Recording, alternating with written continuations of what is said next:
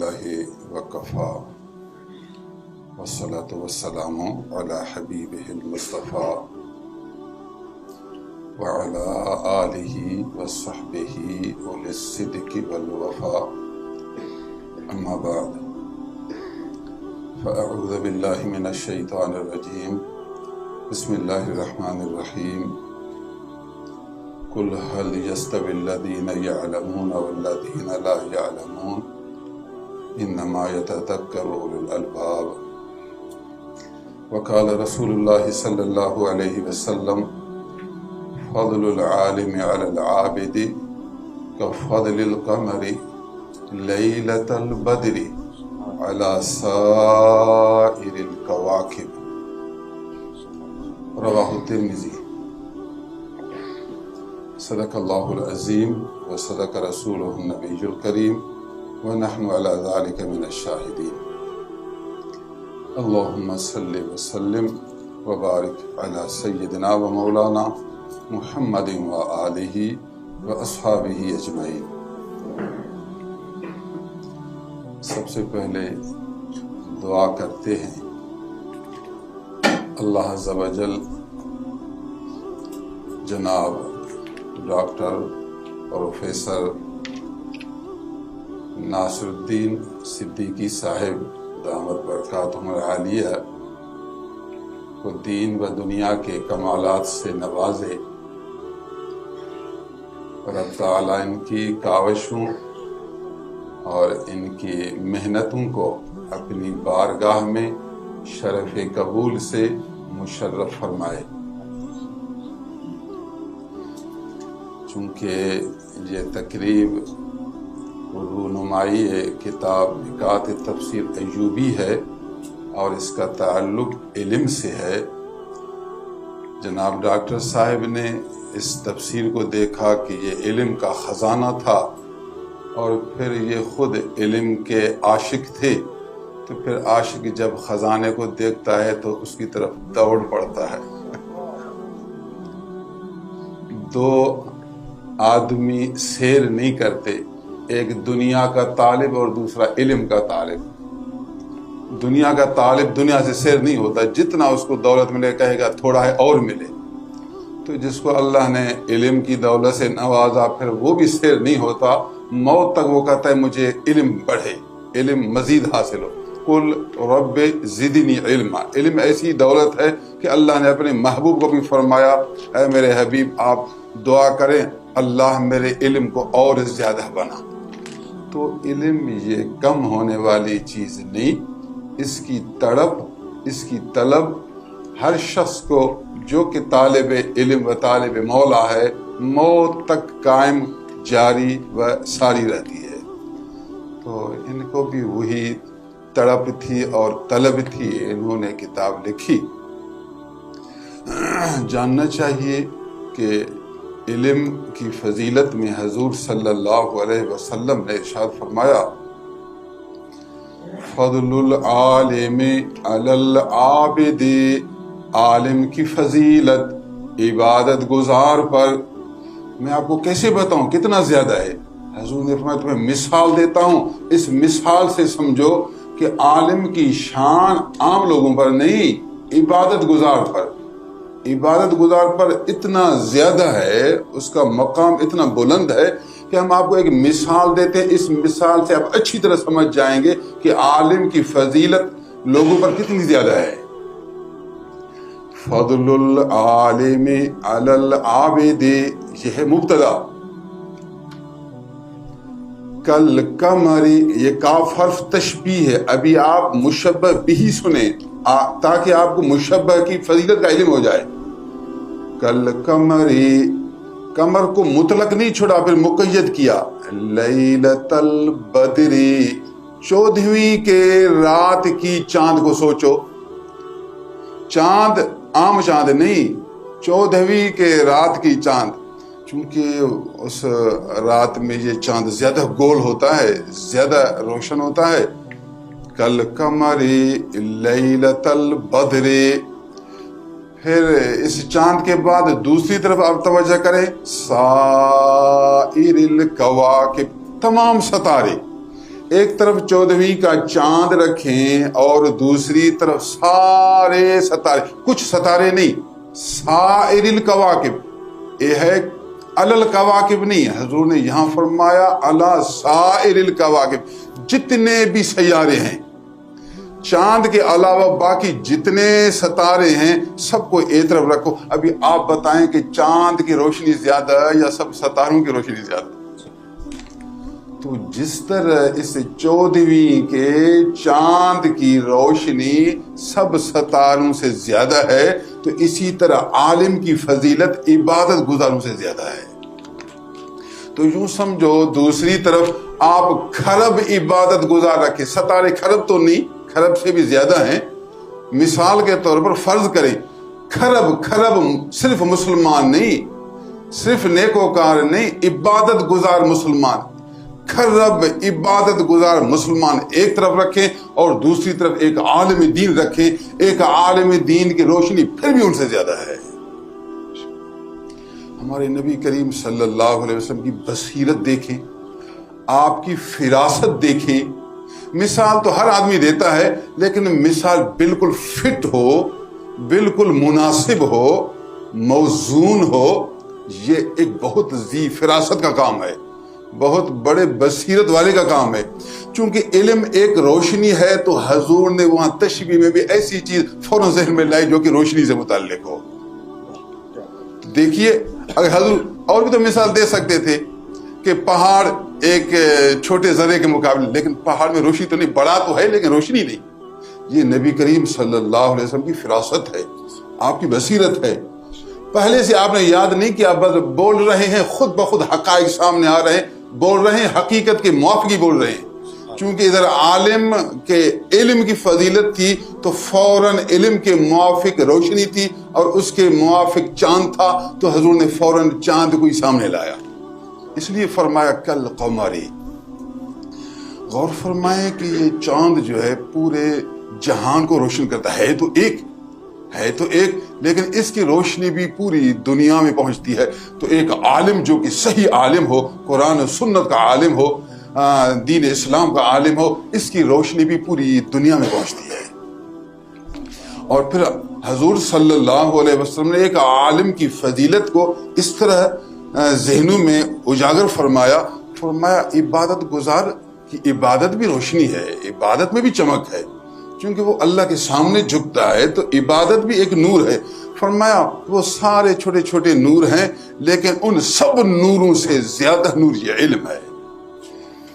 تو جو لوگ علم کا کام کرتے ہیں وہ بہت اعلیٰ مقام پاتے ہیں۔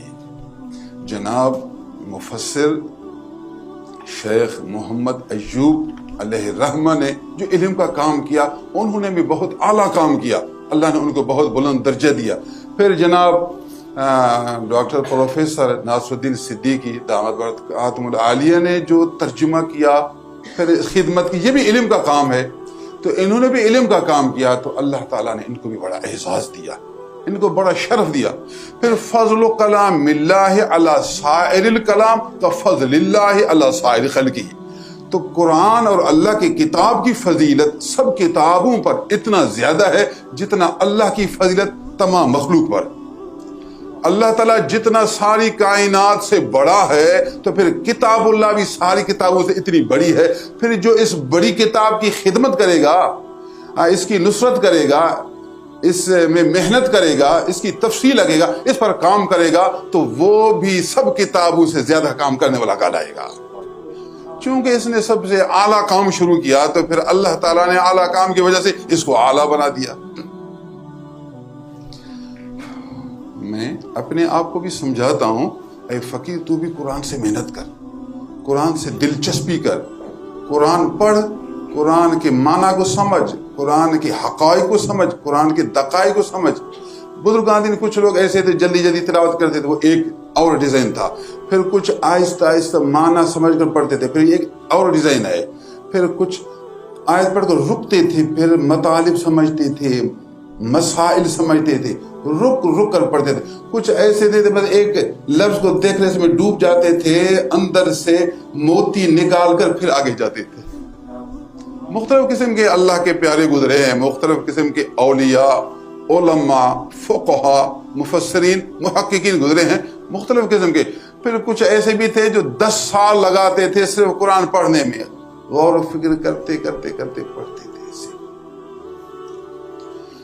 اللہ اکبر، سبحان اللہ العظیم وبحمدہ. میں نے آپ کو ایک حدیث سنائی ہے جس میں حضور صلی اللہ علیہ وسلم نے عالم دین کی فضیلت بیان کی.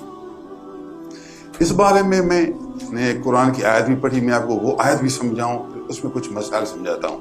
قرآن مجید میں سب پڑھتے ہیں قل هل يستوي الذين يعلمون والذين لا يعلمون. اے میرے حبیب آپ فرما دیں کیا وہ لوگ جو علم رکھتے ہیں برابر ہوتے ہیں ان لوگوں سے جو علم نہیں رکھتے؟ علم والے علم نہ رکھنے والے برابر ہوتے ہیں؟ استفہام انکاری منع برابر نہیں ہوتے. لیکن قرآن مجید نے یہاں علم والا کس کو کہا؟ اس سے پہلے والی آیت پڑھے، امن هو قانت آناء اللیل ساجدا وقائما يحذر الآخرة ويرجو رحمة ربه قل هل يستوي الذين يعلمون والذين لا يعلمون. پہلے تھوڑا پڑھے، امن هو قانت، کیا وہ آدمی جو رات کے اوقات میں کھڑے ہو کر اللہ کے حضور عاجزی کرتا ہے. قانت آناء اللیل، رات کے اوقات میں قانت من عاجزی کرتا ہے، ساجدن سجدہ کی حالت میں، وقائما اور کھڑے یعنی نماز پڑھ رہا ہے، کبھی رکوع میں کبھی سجدہ میں کبھی کھڑے اور عاجزی کر رہا ہے. یحذر الآخرت، آخرت کا خوف رکھتا ہے، اس کے دل میں خوف بھی ہے. وَيَرْجُو رَحْمَةَ رَبِّهِ، اپنے رب کی رحمت کی امید بھی کرتا ہے. آپ بتائیں جس آدمی میں یہ صفتیں ہوں، یہ آدمی اور وہ آدمی جس میں یہ صفتیں ہوں، دونوں برابر ہوں گے؟ نہیں ہوں گے. یہ کہہ کر اس کے بعد فرمایا کیا وہ آدمی جو علم رکھتے ہیں اور وہ جو علم نہیں رکھتے برابر ہوتے ہیں؟ تو یہ آخری آیت پہلی آیت کی شرح ہے. اللہ تعالیٰ نے اس آدمی کو عالم کہا، علم والا کہا، جس کو رب کی پہچان ہے، علم رکھتا ہے تو اس کو خدا کا خوف ہوگا، پھر اس کی رحمت کی امید بھی رکھے گا اور رات کے وقت اٹھ کر اللہ کے سامنے رکوع کرے گا، سجدہ کرے گا. یہ سمجھا دیا علم والا وہ ہے جو عمل والا بھی ہو، علم والا وہ ہے جو اللہ کا خوف بھی رکھنے والا ہو، علم والا وہ ہے جو اللہ کی رحمتوں کی امید بھی رکھنے والا ہو، علم وہ ہے جو اللہ کے در پر جھکنے والا بھی ہو. صرف لکیر کا فقیر ہو، لفظ تو پڑھے معنی بھی جانے لیکن نماز کی طرف توجہ اس کو نہیں، رات کو اٹھ کر اللہ کے سامنے جھکتا نہیں، رات کو اللہ کے سامنے مناجات کرتا نہیں، تو یہ علم والا نہیں. یہ ظاہری علم والا ہوا، لفظی علم والا ہوا، لغوی علم والا ہوا، لیکن خدا کے نزدیک علم والا نہ ہوا. جس کو اللہ تعالیٰ علم دیتا ہے تو اس کو اپنے در پر بھی پہنچاتا ہے. تو ہمیں چاہیے کہ ہم حقیقی عالم بنیں، ہم شرعی عالم بنیں، ہم اچھے عالم بنیں، لفظ بھی پڑھیں، معنی بھی سمجھیں، مطالب بھی سمجھیں، مسائل بھی سمجھیں، حقائق بھی سمجھیں، دقائق بھی سمجھیں اور عمل پیرا بھی ہوں، اللہ کے سامنے جھکنے والے بھی ہوں، اچھے اخلاق والے بھی ہوں، اچھی صفتیں والے بھی ہوں. دیکھیے قرآن مجید میں واضح ہے، انما یخشی اللہ من عبادہ العلماء، جو عالم ہوتے ہیں وہی صحیح اللہ سے ڈرتے ہیں، نہیں ڈرتے اللہ سے مگر علم والے. یعنی علم اگر شرعی ہوا تو اس کا نتیجہ خود بخود خشیت ہے.